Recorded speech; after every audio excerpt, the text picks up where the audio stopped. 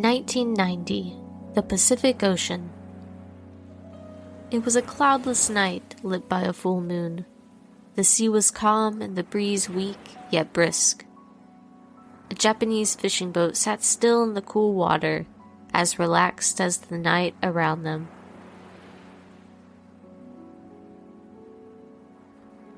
Suddenly, the boat lurched forward, carried by a great wave that disrupted the serenity.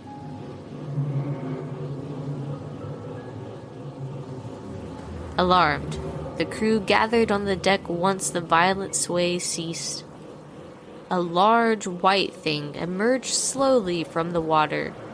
So starkly white and shiny was it that they believed they were staring into the side of a submarine that had surfaced far too close. As it rose, however, a wide, thin-lipped, frowning mouth came into view, followed by a large, black, unblinking eye. Towering over them, it resembled a distorted, upside-down human face. Silently, its long, massive body flowed and rounded back into the water, 2 arms and flipper-like legs against its sides.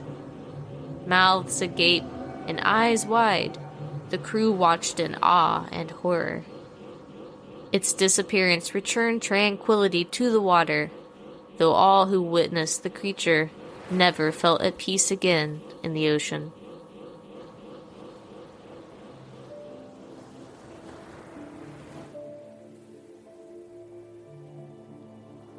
Several more sightings like this one occurred throughout the Pacific and off the South Atlantic. Many of these eyewitnesses have been reportedly instructed to remain silent. Oddly, large beasts like this one have been spotted not only in the water, but on land too. This month's expedition has taken us further than ever before. In fact, it is ground very, very few have or will ever set foot on. The home of many rare and disappearing creatures, this floating mass of land concealed by snow and sleet holds many mysteries. The world's southernmost and least populated continent, here lies a mountainous, vast polar desert. It is the coldest, driest, and windiest place on Earth. Covered in ice as thick as a couple of miles, temperatures here can drop as low as nearly negative 130 degrees Fahrenheit and warm to temperatures in the 50s during its summer. Though full of beautiful sights, the landscape is an eerily empty place. With extreme weather, poor soil, and a lack of sunlight, moisture, and animal populations, little can stand to exist here. With not much to eat, animal life is sparse. Seemingly isolated and too harsh, those that have persisted in this habitat are the descendants of creatures that lived on or near the continent millions of years ago. Each animal has grown alongside the ice's cyclical nature and developed their own methods to survive. Most organisms here migrate during the roughest seasons. Others seek nearby geothermal heat or rocky, ice-free edges until more comfortable temperatures allow for exploration. Few can weather all of this land amiably year-round. Welcome to Antarctica. On this mission, we will take you on a tour of the Antarctic Peninsula, then inland, walking across the west to dive into the Ross Sea, climb over the Great Ice Barrier, and pause at the base of the Transantarctic Mountains. Next, we trek upward and east, following a migrating herd to the Scott Mountains for a 5th rendezvous, before hopping back into the Southern Ocean, where we end our journey. Home to a fascinating, unique community, some organisms here are much stranger than others, and a few even appear alien-like. Hosting large beasts like the blue whale or colossal squid, and microscopic invertebrates like the famous tardigrade, arguably the most peculiar species living in Antarctica, are a group of animals referred to in Japanese folklore as Ningen, a word that means human being in English. Though unrelated, they are connected by their likenesses, a jumble of human-like faces and silhouettes. On this expedition, we will follow and document the lives of the Antarctic people, the Ningen, for the first time in history.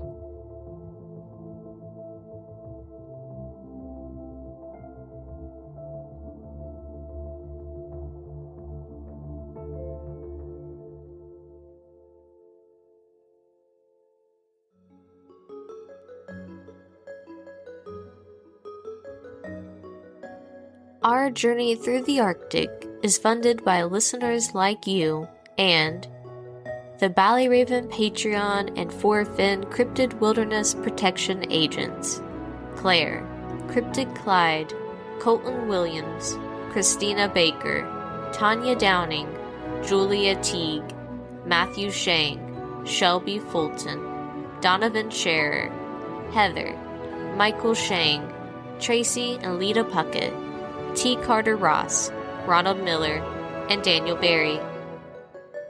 Vote on podcast subjects and help name the subjects we study. Join the Ballyraven Patreon today and receive unique membership benefits for as little as $3 a month. Thank you for supporting the Ballyraven and Four-Fin Cryptid Research Station.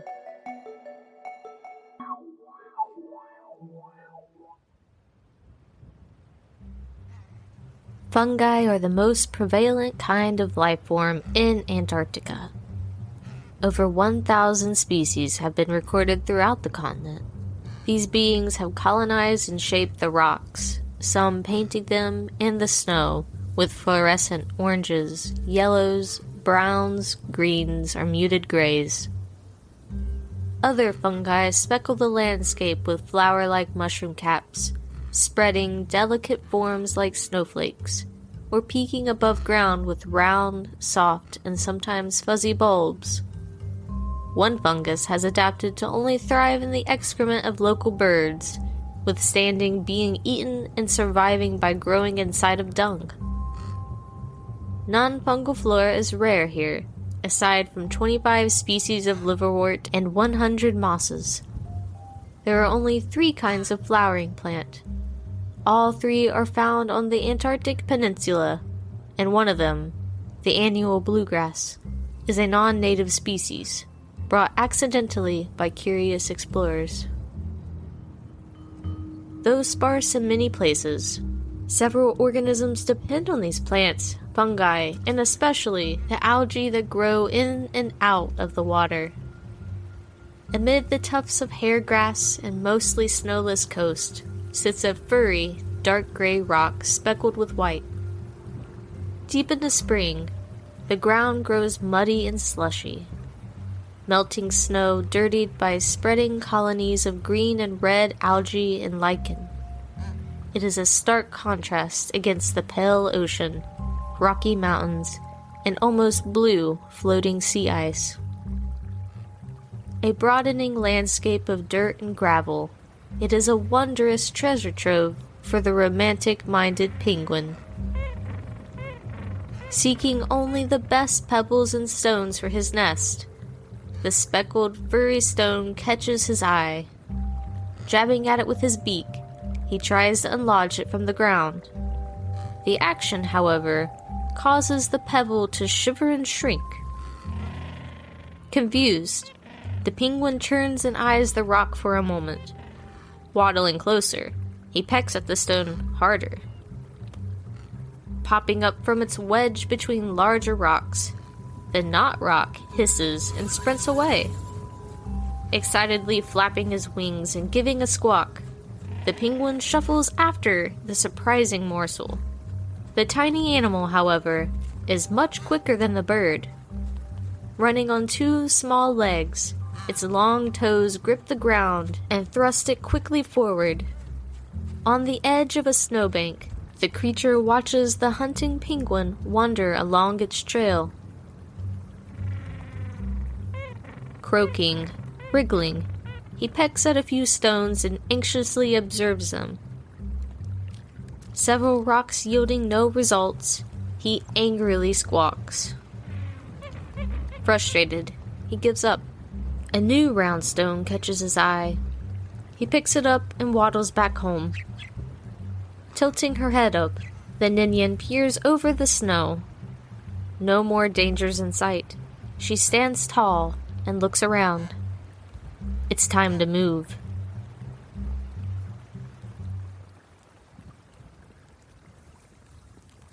Spring and summer are the most dangerous seasons for this kind of Ningen youth, a species commonly known as the little iceman or bull-headed Ningen.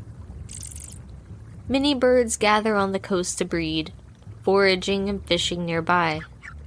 Birds are very dangerous for these defenseless creatures. Despite their rough and tough appearance, they are soft and squishy organisms. Their small size and coloration, however, help them hide until a growth spurt provides them with a stout body. The smallest species of Ningen, the bullhead, stands only 1 foot tall when fully grown. A purely terrestrial animal that looks like a cross between a lizard and a bird, they have a pair of stubby, bulky legs and 7 long-toed feet. Wide-hipped and short-torsoed, vestigial arms sprout from their upper chest. 7-fingered claws, the arms are very short and rigid, offering little practical use. Supported by a muscular lower half, this Ningen's head is responsible for up to half of its weight. Humanoid hands and feet, its face concretely places the animal in the Ningen category. Arguably the most human-like, it has 2 round eyes above a sloping, protruding upper lip, and below a thick brow. Its mouth wide, reaching past the eyes and to the ears. The bottom lip is thin, but jaw chunky, powerful. Eerily uncanny for humans, the bullhead has brown or blue irises on white eyes. Diurnal creatures, they are primed for daytime foraging and nighttime survival.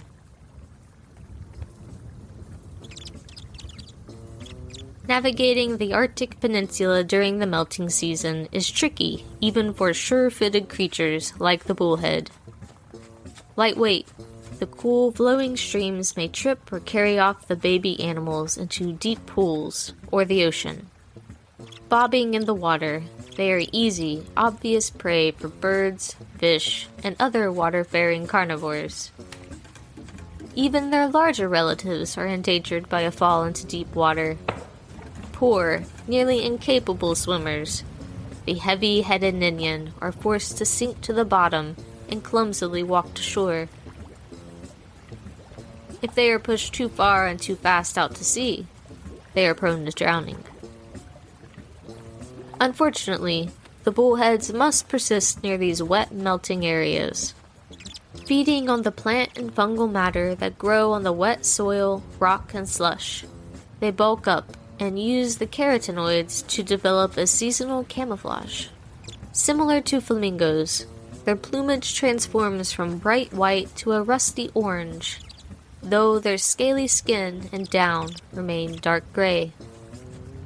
Needing to persist on the coast, the color change helps them blend into their ever-brightening environment.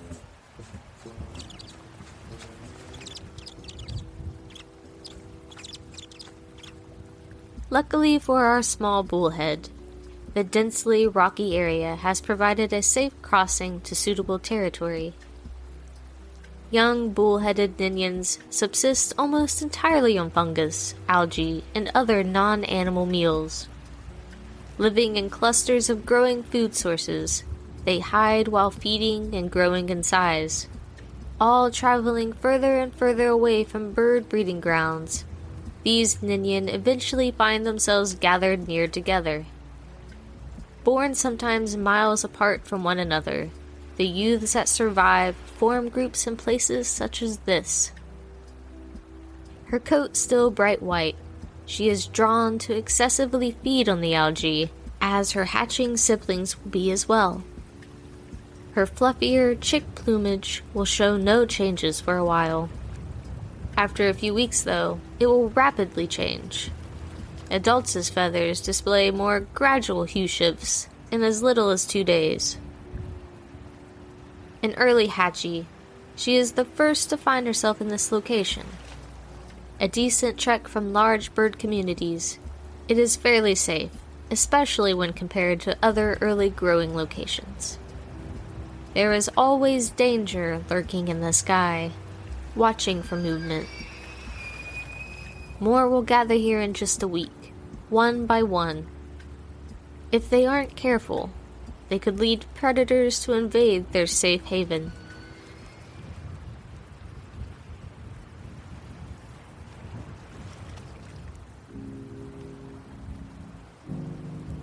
The Arctic growing season's short. Bullheaded Ningens are fast-developing organisms. They must spend most of their day eating everything they can. In flocks of 15 to 40 young, higher numbers offer more protection for the group. It comes with disadvantages, however.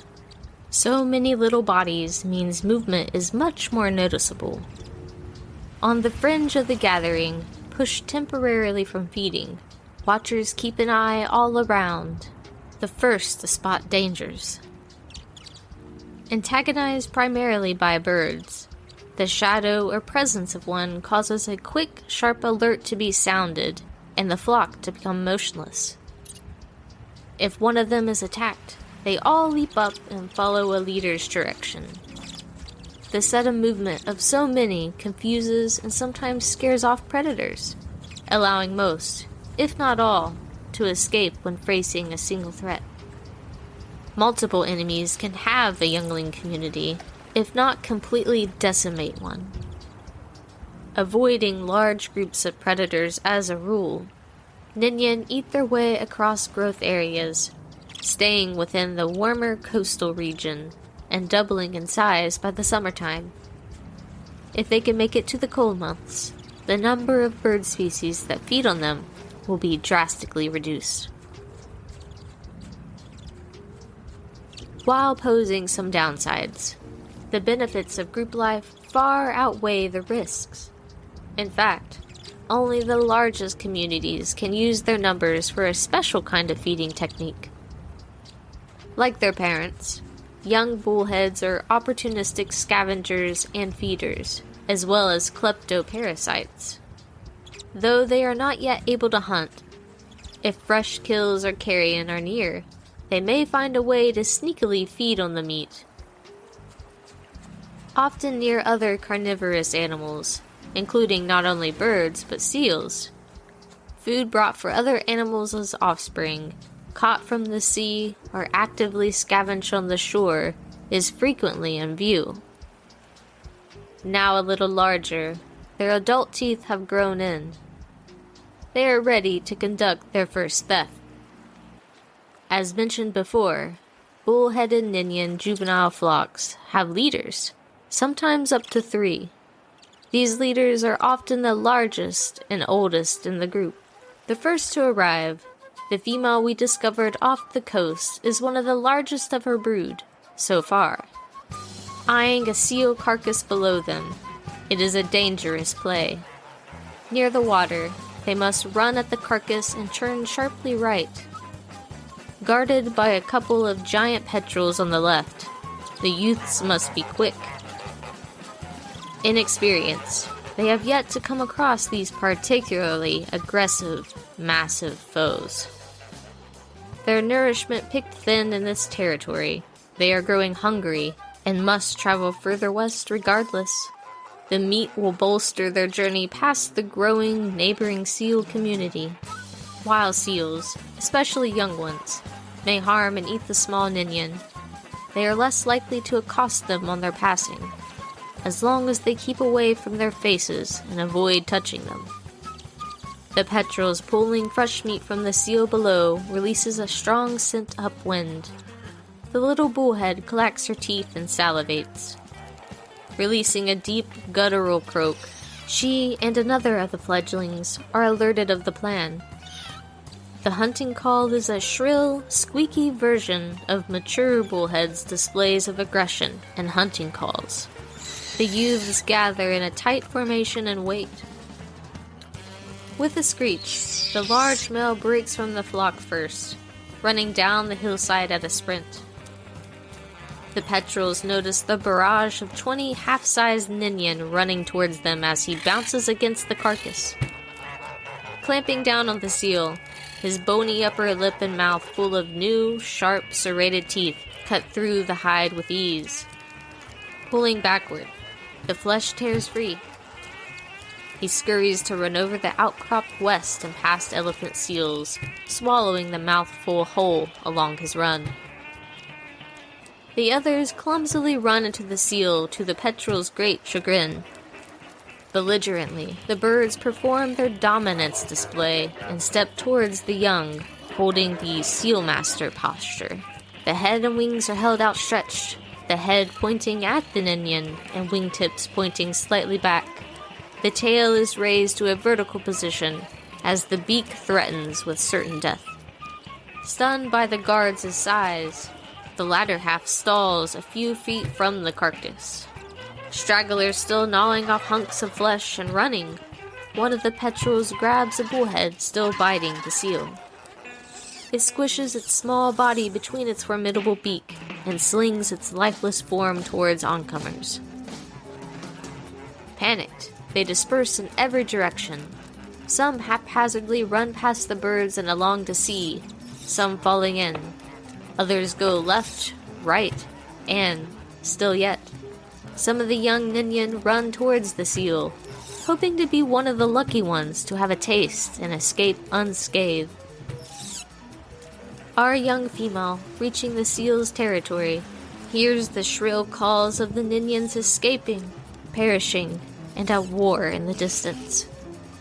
Ignoring it, she hurries on. Ahead, the molting elephant seals wallow in their muddy trenches.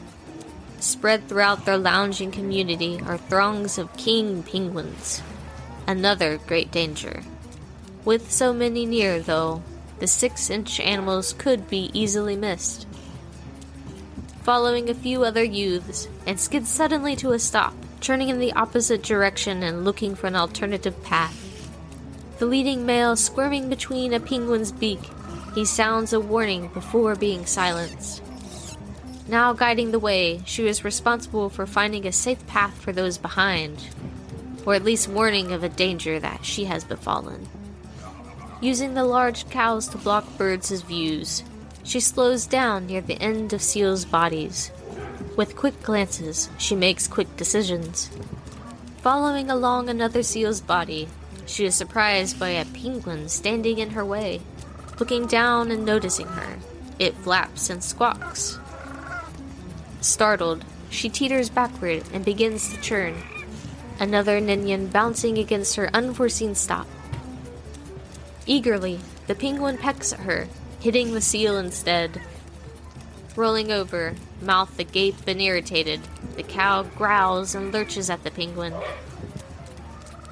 With the distraction, she runs past the squabble, zigzagging between animals.